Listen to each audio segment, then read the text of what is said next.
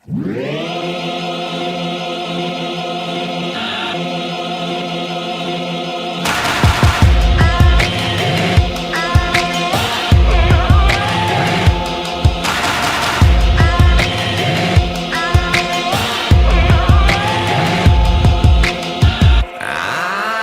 feeling a change coming.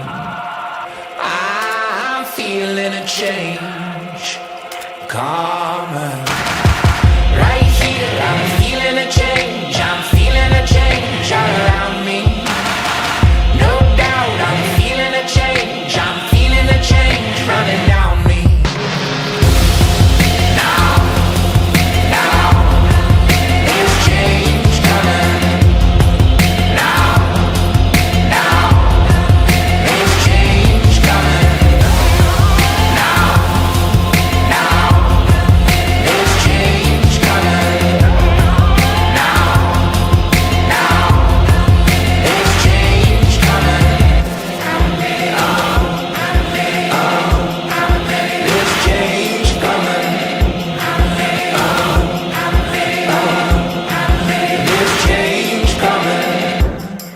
There's change coming. There's change coming. There's change coming. There's change coming. What God joined together, let no one separate. Maunawaan natin dito ang tunay na ibig sabihin ng kasalan. Marami nagsasabi ang kasalan ay papel lang. Hindi totoo. Hindi papel ang kasalan. Una sa lahat, kaya merong papel ay para sa mga legal matters. Pero ang unang dahilan ng pag-aasawa at kasalan, ito ay pangako. Ito ay commitment. Ito ay vow sa harap ng Panginoon.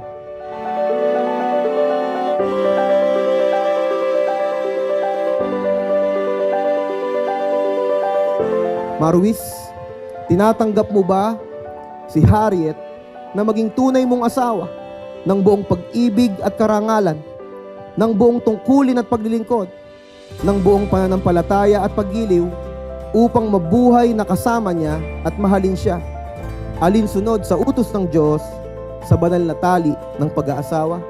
Opo, Pastor. Love, sana maging happy ka ngayong araw na to. Pinaghandaan natin ito talaga. Dalipunan natin. So, see you mamaya.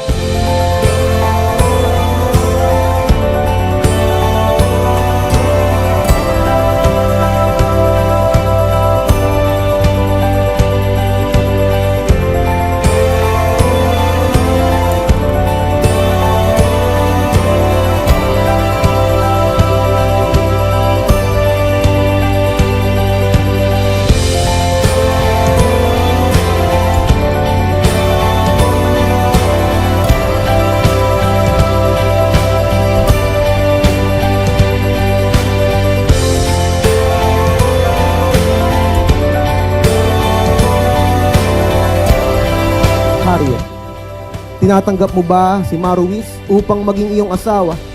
Ipinangangako mo ba at ipinakikitapan sa harap ng Panginoon at nitong mga saksi na ika'y magiliwin at tapat na asawa sa kasaganaan at sa pangangailangan, sa kagalakan at sa kalusugan, sa karamdaman habang kayong dalaway nabubuhay? Opo, Pastor.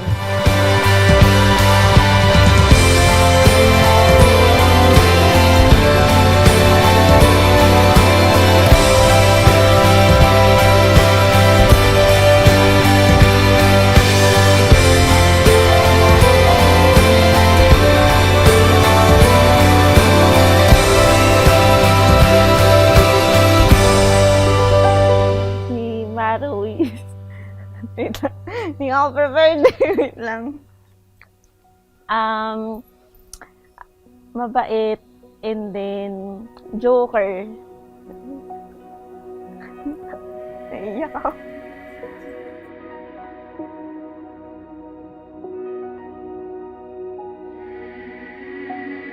Si Haji, isa siya sa napaka-supportive niyang girlfriend. Minsan ako nagdududa na ako sa sarili ko, ganun, sa kakayahan ko. bilang isang software engineer. So, siya, minomotivate niya ako lagi. Kahit mga small achievements ko, lagi siyang, masaya siya. Ganun. You make me feel like the stars fell from the sky and rested within me. And I'm living proof that a heart can swell to the size of a galaxy.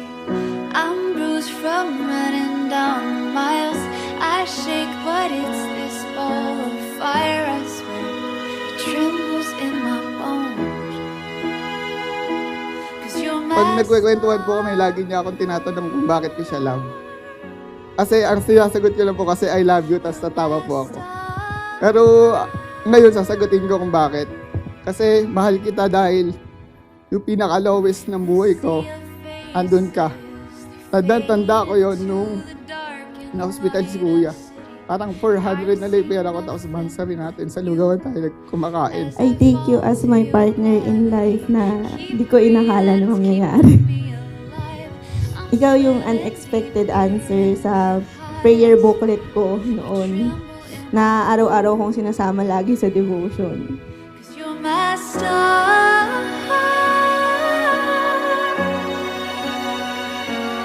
You're my star.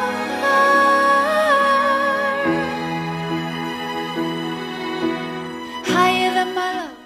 You will always be where Lahat nung pinag-pray ko sa isang lalaki, actually nasa kanya.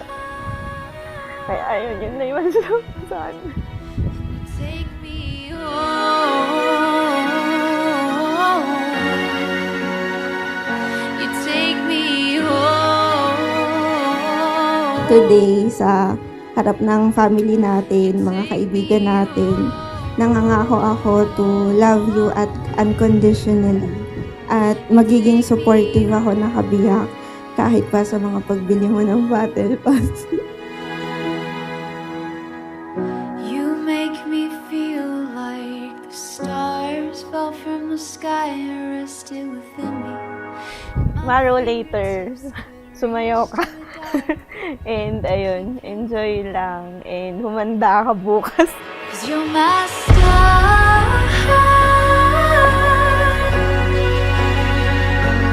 You're my star.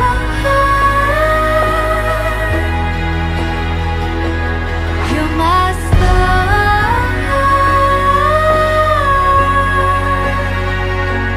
You're my star.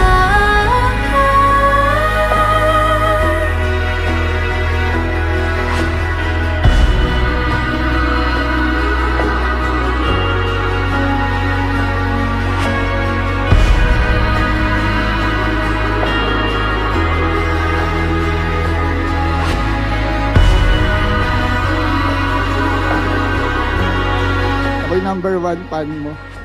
Na lahat ng mga gusto mong lahat ng gusto mong maisip na gawin sa buhay, lagi ako nasa likod mo. I love you.